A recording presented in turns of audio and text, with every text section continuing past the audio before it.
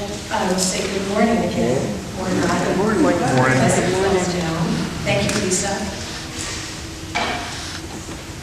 Well, the first sentence here is, we are finding our way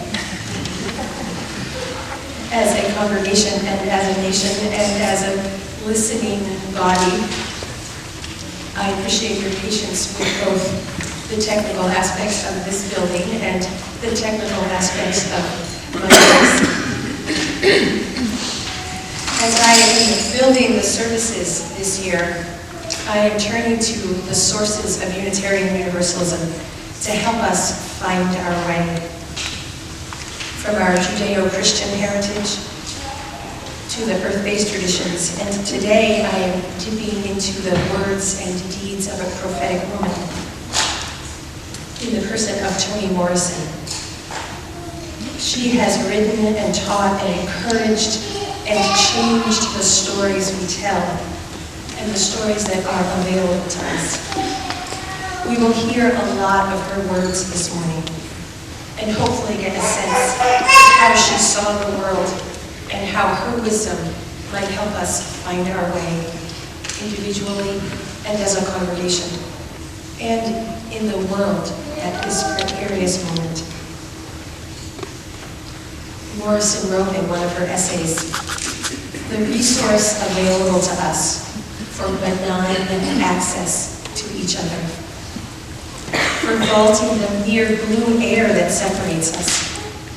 Those resources are few but powerful: language, image, and experience. We practice those here in this community. Let us practice them this morning."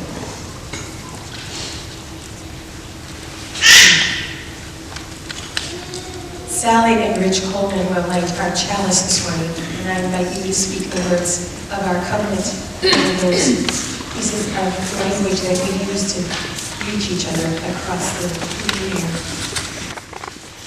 Love is doctrine of His church. The quest for truth is His sacrament, and the service is His prayer. To dwell together in peace, to seek knowledge and freedom, to serve humanity in fellowship, to accept the nurturing power within all of us. That's to be covenant. It turns out that Toni Morrison wrote several children's stories with her son slain. I think your order of service says I'm reading the big box.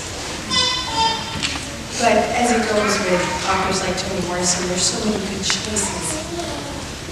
I ended up choosing a retelling of an old Aesop's fable, The Ant and the Grasshopper, because I think it's so interesting how she retold the story, how she took an old story and made it new again, which I think is part of her magic.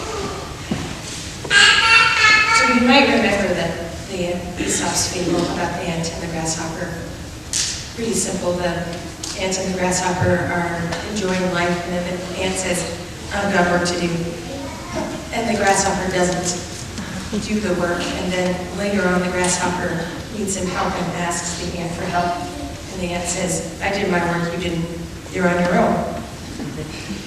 And there's a very clear moral at the end, which perhaps you already discerned. This retelling is a little different. And it's also in a sort of hip-hop rhyme rhythm. So it will sound different. And there may be some words that you don't know or don't make sense when you first are hearing them. And you can just let those words just go by, because the next word will make more sense again. It's just a different dialect of English. Oh, the one thing I will say though is it's called Who's Got Game? And game in this case means who has skill, who knows what's really going on. Who's got game? The ant or the grasshopper? Foxy G, that's the grasshopper, and his Ace Kid A, that's an ant, are hanging out at the park. They romped each day till the sun's last ray, and they didn't stop till dark. They climbed trees and tore up their knees, dumped balls and shot hoops from afar, swam in the pool where the water was cool, and sang with their air guitars. One hot day, as they lay in the shade, Kid A turned to his friend and said, "Got a split, Foxy G. The summer's been fun. Time to dump this place and get back in the race. There's a lot of work to be done." "Hold on, I just thought of a tune. Listen up, kid. This will rocket the moon." Foxy G raised his wings and rubbed them hard, making music so deaf it drew a crowd. "That's cool, Foxy G, but listen to me, vacation is gone. The day's getting short, you can't hang forever on the basketball court." "Okay, who's in your way?" "As for me, Foxy G, I have to let my music out. I have to groove, move, prove, disprove. I have to riff and blast and shout." "Oh man, okay. I'll catch you up some other day." Kid A did the chores, shut the stores, and day and night out of sight, Foxy's music blew clear and wild. It was so sweet with his outrageous beat. Kid A began to dance. He popped his fingers and shook his hips. A big fat grin was on his lips. Hard at work or fast asleep, he couldn't stop his dancing feet. He fixed the stove and raked the leaves, covered the shrubs so they wouldn't freeze. He heaped and piled and baked and stored jam to be spread on slices of bread when winter howled the door. Still out in the park was Foxy G, when the wind began to bite. He wanted to finish one more tune before the coming night. Unfolding his wings from a cardboard box, he saw their edges crumble. He tried to patch the delicate parts, but his fingers only fumbled. Weak with hunger and shivering cold, he couldn't make the faintest sound. No grooves, no moves, no blast, no riffs, no riffs, or spiffs, no peaks or dips. Battling shame, he left the park. There was nothing else to do but swallow his pride and drag his wings back to the neighborhood. Trying not to shake or break or quake, he knocked on Kid A's door. "I'm cold, kid, nothing to eat. My wings are freezing and I'm dead on my feet. I'm not going to make it out here with no heat. So say, my friend, can I come in?" Kid A munched a donut and scoped his friend. "You're cold and hungry, no place to stay? Look at you now. What can I say? I planned ahead and stored up things and you wasted time on those funky wings." Foxy tried to smile, but it didn't work. The tears in his eyes made him feel like a jerk. He knew he was pitiful and wanted to say, "Please." But his pride returned as he fell to his knees. "I quenched your thirst. I fed your soul. You can't spare me a donut hole? You should have known tomorrow would bring. Then you wouldn't be begging for anything. I'm an artist. It's what I do. You loved my music, so respect me too. How can you say I never worked a day? Art is work. It just looks like play." Kid A smirked and said, "You think feeling is better than dealing? But I'm standing, not kneeling. My family's fed. Where's your head? You sleep in a box. I've got a bed. But music's been good for you and me. It ought to deserve your sympathy. Play your own song, don't play with me. I create. Nah, you take. I make. Nah, you fake. Your stomach's full, your bed is warm, your house is clean, but where is your dream? Know what I mean? What I know is when there's snow here at my house, you show, I think it's best if you just blow. Foxy stumbled off into the night, his head held high, his arms tight around his wings with all his might. His day is darkest when I leave with all my music up my sleeve. Fame, blame, shame. The question is, who's got aim?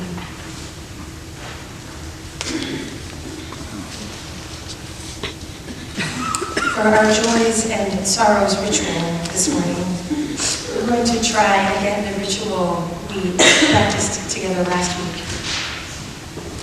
It's different than what we usually do, and I thought we would experience it together again and see how it reaches that space between us. So I invite you to start again by making your hands into a fist. And imagine when you clench your fists, all those things that you are holding tightly. And these days there may be many things. Fear, anxiety, worry, loneliness, helplessness. It might be all the things, and it might be one thing troubling your heart. And then I invite you to let that fist uncurl. Let it be an open hand. Letting go of all of that you are holding tightly. Breathing with the world around us. Letting your heart unclench too. Make more space for yourself, for the world.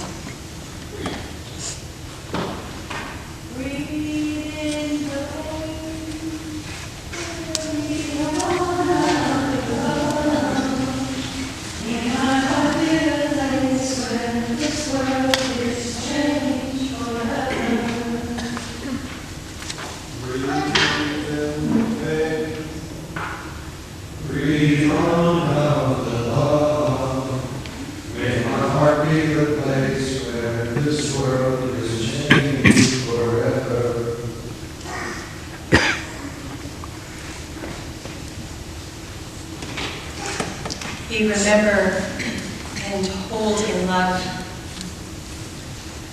Elijah Cummings led this nation with courage and clarity and great love. The Kurdish people who were experimenting with a society with great equity for women when they were abandoned. Beryl Stasek, whose health is failing and has been put on hospice. Your cards and very short visits are appreciated. And I invite you to speak from where you are. Names of people who you would like to have held in love here. Speak so that the people near you can hear you, and hopefully we'll all be listening for the love that holds each name spoken. Amy, Sebastian, Jeremy, Joyce, Mary Stuart Kyle, Jody, Anna, Judy,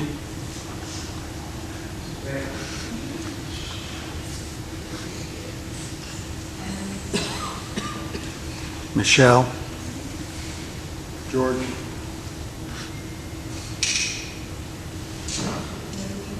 Jordan,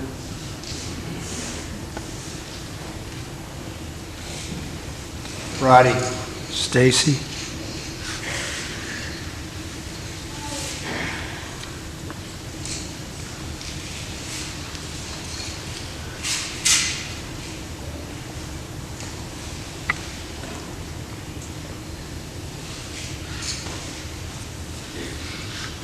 I invite you also to speak into this space words of things you are grateful for. Some of those things may be indeed the names that were just spoken, but there may be more. Let us listen to gratitude together.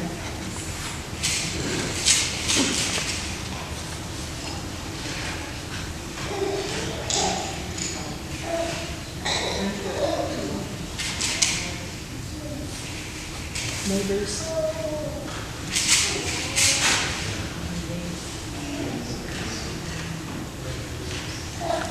Our Constitution, Family.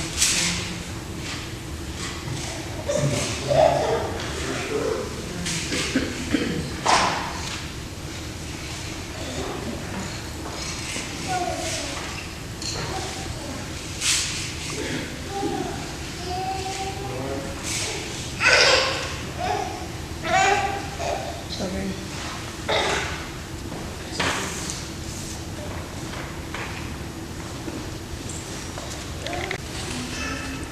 I invite you to put your hands on your heart and take a deep breath and make space for all that is spoken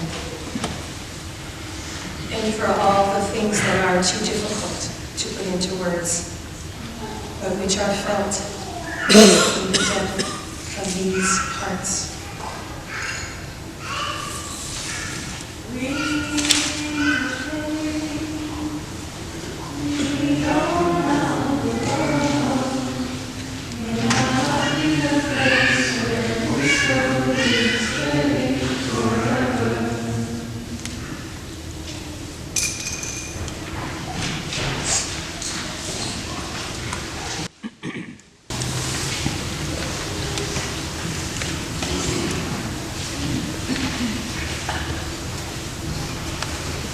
This holding and listening time will now also hold this song, Wade in the Water, that the choir is singing. But I want to put it in a little more context than it sometimes has when we sing it or hear it in the world. Some of this context is the naming, and some of it is the gratitude. Wade in the Water is deeply rooted in African American mysticism. It is sung in the Black context in relationship to the sacrament of baptism, but it is also inspired by practices much older than that have African roots. It is a song of reclaiming the religious practices of Africa. That even in the diaspora, even as African people were made to cross the waters and make lives here, this song connects them to their oldest stories, the most elemental stories. It is a way that African American people are connected to their ancestors. And so we listen for that in this song.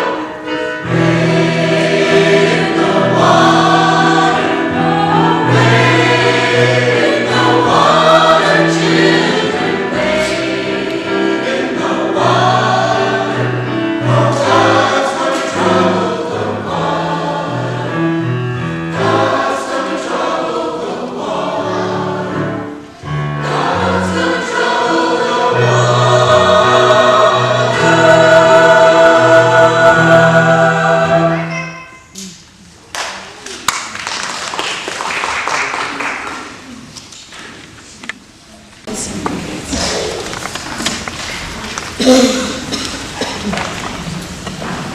Jean will take the spark of light from our chalice here to lead our children out.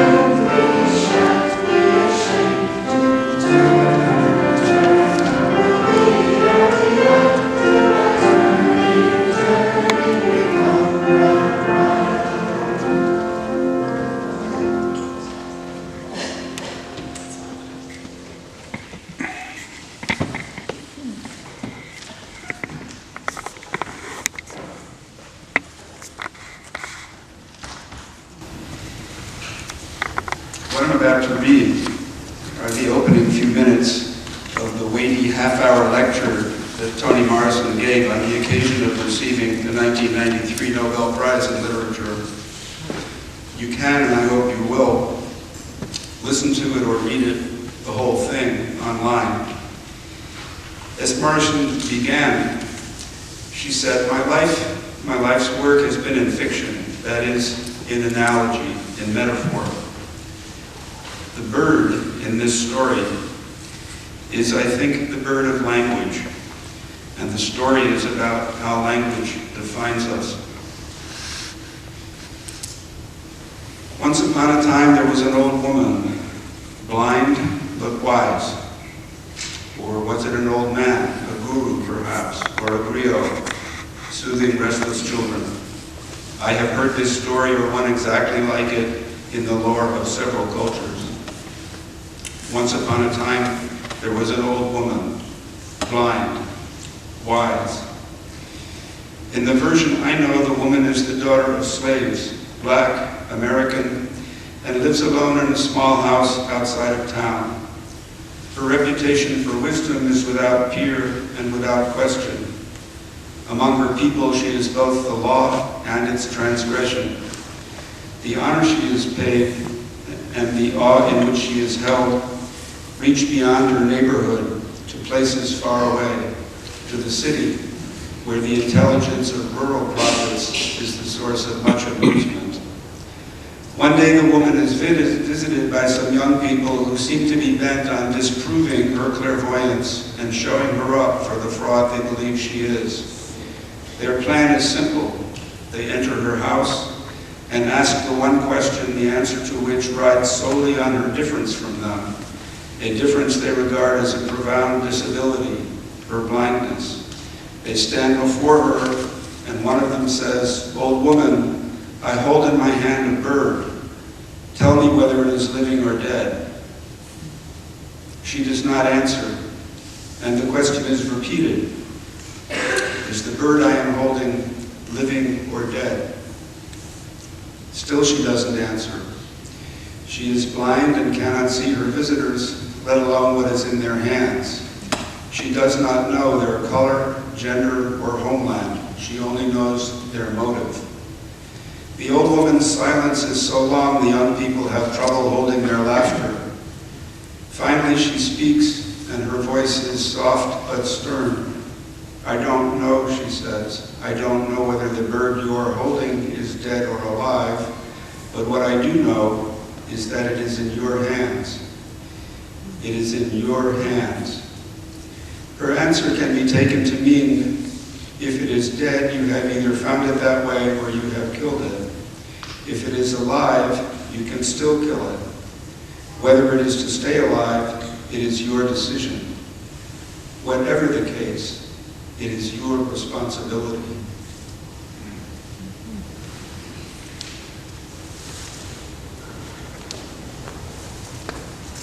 I invite you into a time of shared quiet, a time of meditation. You may reflect on that bird.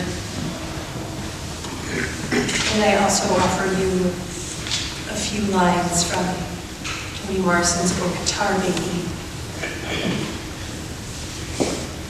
At some point in life, the world's beauty becomes enough. You don't need to photograph or paint or even remember it.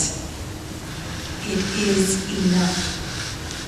No record of it needs to be kept. You don't need someone to share it with or tell it to. When that happens, that letting go, you let go because you can.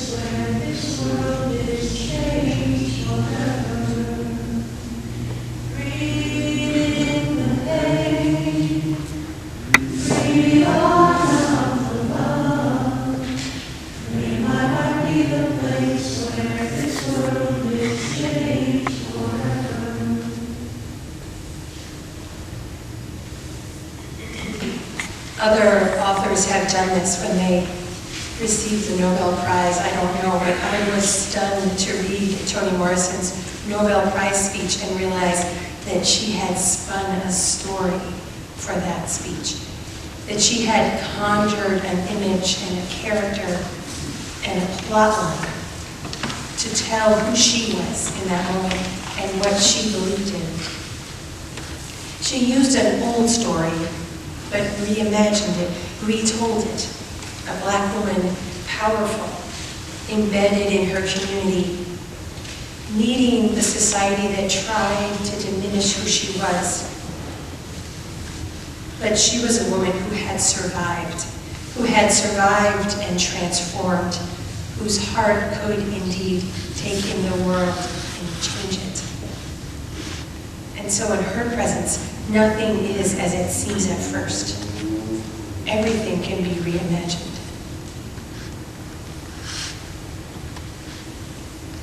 And before Toni Morrison was a Nobel laureate, she was a little girl growing up in a small town in Ohio, not far from Cleveland. And she was named Chloe Ardelina Wilford. How did she get to be Toni Morrison? Well, she chose to be Catholic, and at 12 chose a baptismal name, Anthony, for herself. And some years later, that was the basis of her nickname, Toni. And after college, she married Harold Morrison, and now you can hear how Toni Morrison came into being out of that little girl from a small town near Cleveland. But before we go all the way to her adult life, I want to step back and eavesdrop on her childhood for a moment. Her childhood was full of stories you will not be surprised to hear. Full of magical thinking. There was a grandmother who consulted a book on dream interpretation regularly to make choices. And little Chloe was a reader. She read and read and read. And she said she never meant to be a writer.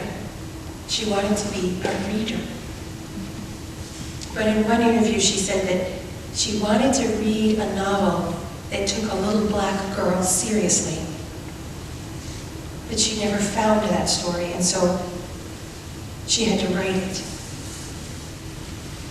And so after she majored in English, she began writing, and she wrote a short story that became the basis for her first novel, The Bluest Eye.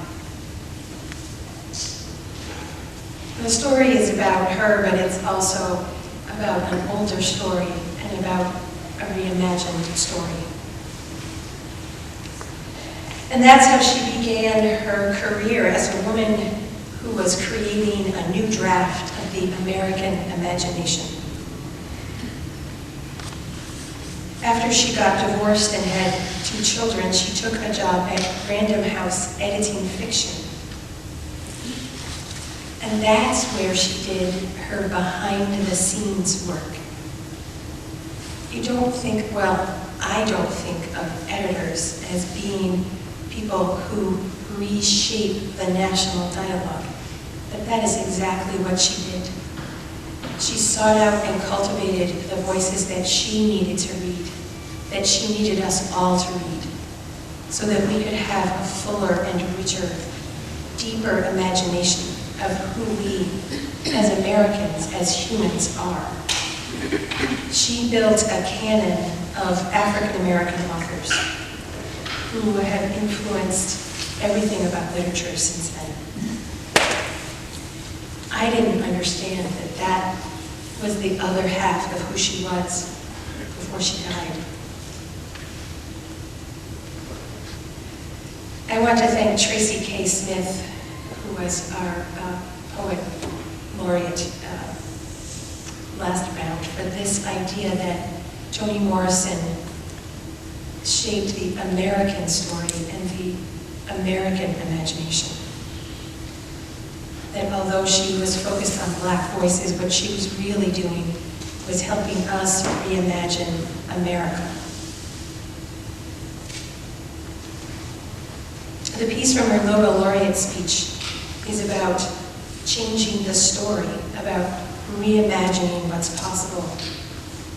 The old woman or man or something in between in her story, that mythical wisdom keeper, is asked a yes or no question about life and death. And the question is asked in order to dismiss the kind of knowing that this wisdom character has. But that old wise person just drops out of the yes and no alternatives, drops out of dead or alive as the only options, refuses the tidy boxes of law and transgressed law. She even refuses, really, the dichotomy of whether you know something or you don't know it. Instead, the story goes after something deeper. Goes after what is the reality that you hold in your hands? How do you hold it? What does it mean that you hold your life in your hands? That old wise character opens up a world in which stories begin to flow together, in which the past and the future are mingled all the time, where the stories of the slave and the slaveholder, the abuser and the abused, all flow together into our imaginations so that we get a story that's more whole, more complicated, harder to tell what the ending will be.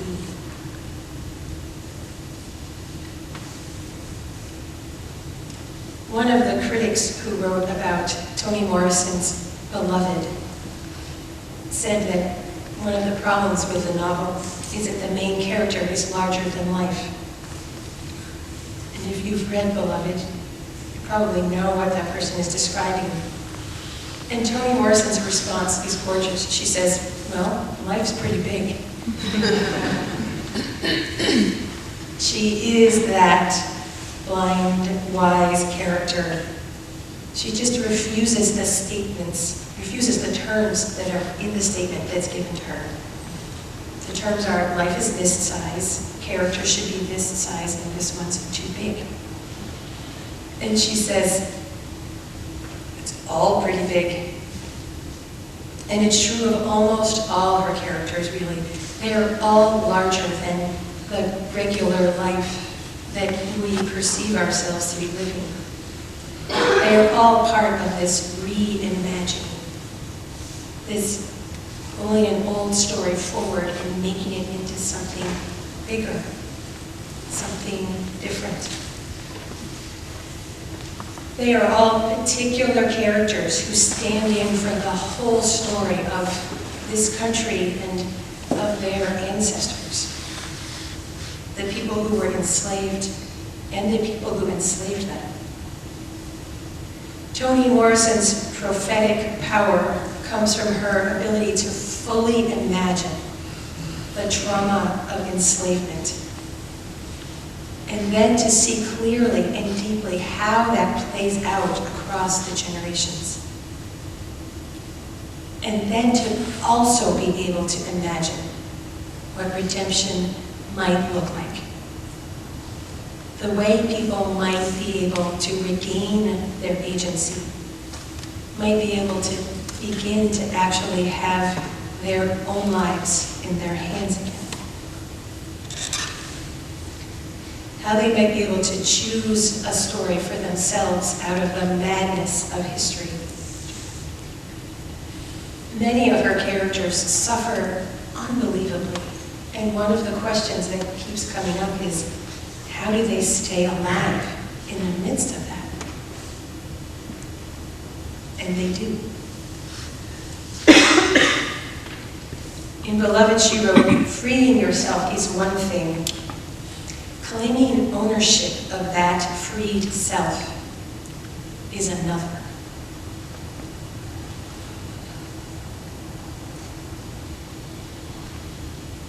That claiming of the self, claiming of a new story, is about making choices that are connected to the old stories.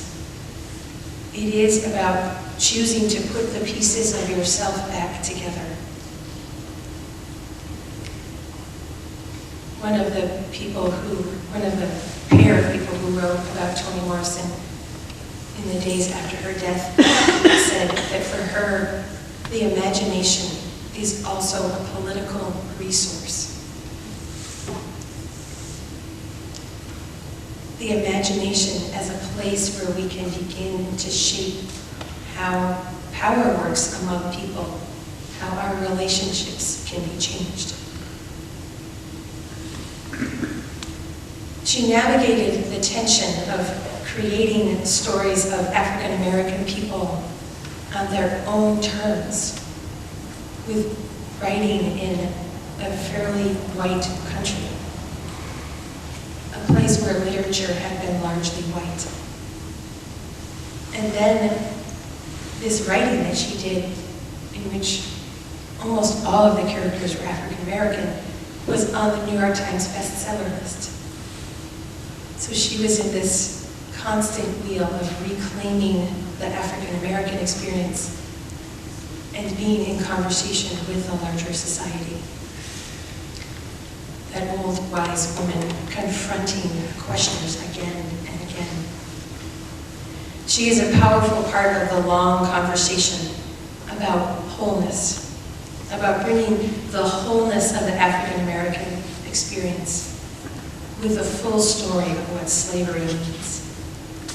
Bringing all of that into the story of America, telling it whole and reimagined.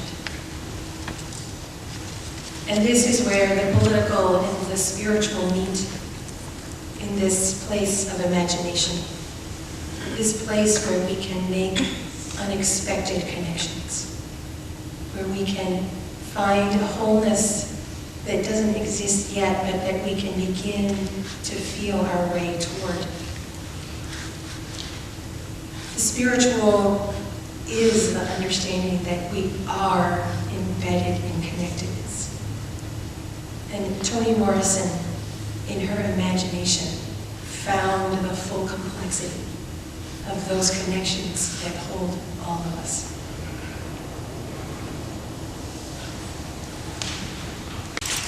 One of the ways that we find those connections that we're not always aware of is with our living away in prayer. It reminds us that even when we forget, we're connected to all kinds of work and people in the community around us. So I'm delighted to invite Sally and Rich Coleman to come forward now to talk about this month's Give It Away.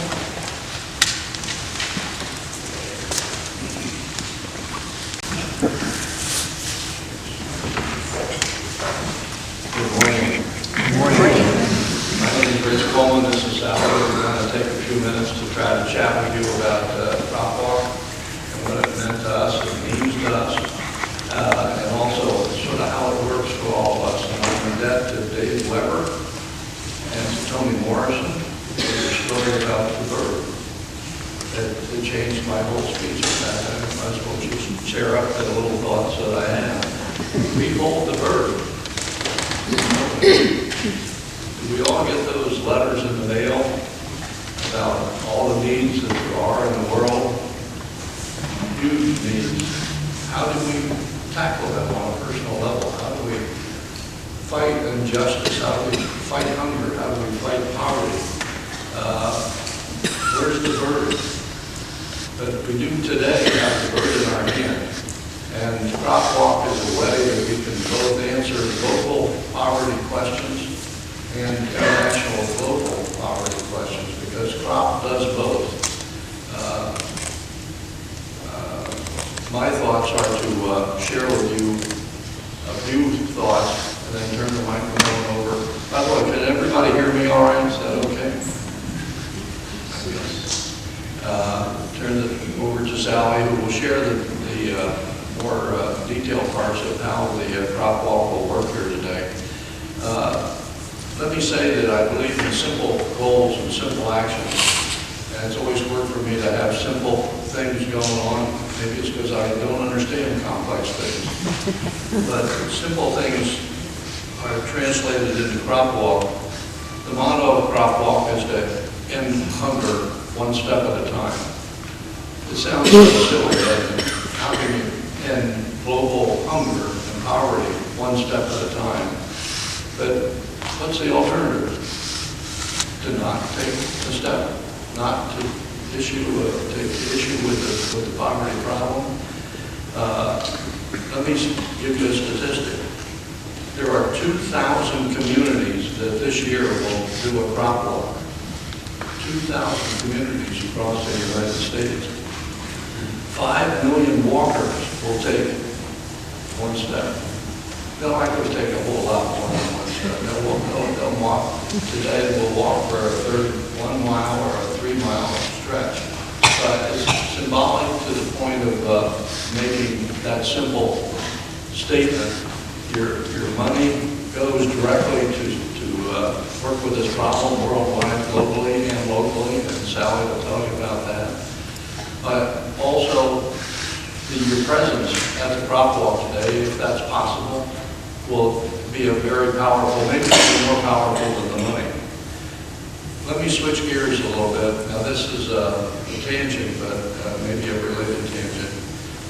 Did anybody notice in the newspapers this week that the Nobel Peace, we seem to be on a Nobel Peace thing today.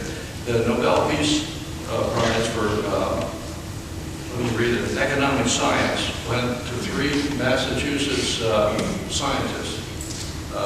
Interestingly enough, one from Harvard, one from MIT.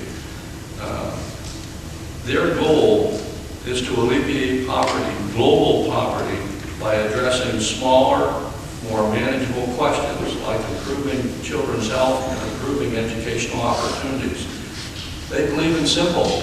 The article in the New York Times criticized them heavily because they said, this is silly. This is so simple. It's not going to solve the problem. Did you read the article? Did you understand what it's saying? Yeah. It's a simple thing that they were trying to do, and they made a magnificent effort to do it, and they won a Nobel Peace Prize for it. It's pretty neat.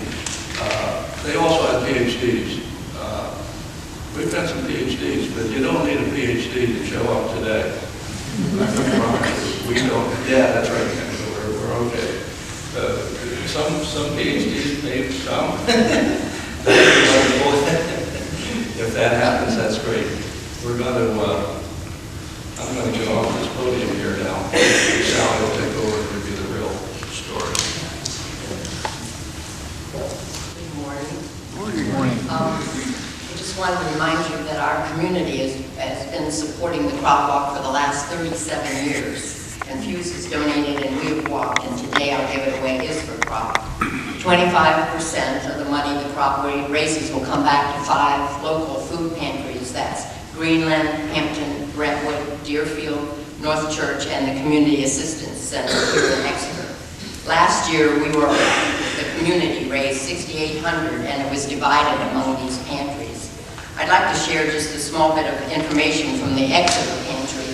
This year so far, 158 families have been helped, and that was with 20,000 bags of groceries. That's a lot of food, and we need your help to keep this service going. It helps that every dollar donated will buy $50 at the New Hampshire Food Bank. This year's walk will begin with registration at Swayze Park at 12:30, and the walk will start at 1 p.m. with the leftist marching band and their enthusiasm to lead us. You can choose either a 1 mile or a 3 mile walk through Exeter, and there's time afterwards to celebrate the walk. Your donation and walking today will show the care and will continue to fight against hunger. And thank you.